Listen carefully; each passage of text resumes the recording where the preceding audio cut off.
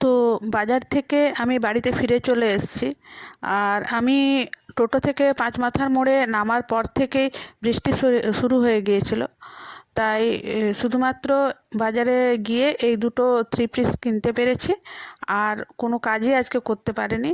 পুরো সময়টা জুড়েই বৃষ্টি হয়েছে, আর কোনো রকমে বাড়িতে ফিরলাম। তো কী আর করা যাবে, আরও অনেক কিছু কেনাকাটা করার ছিল, কিন্তু আজকে আর তা করা গেল না। তো এই দুটো থ্রি পিস কিনে নিলাম। আর পুজো চলে আসছে যেহেতু, আর বেশি দেরি করলে আবার সমস্যা আছে, তো সেই কারণে এগুলো কিনে নিয়ে আর বাড়িতে ফিরলাম।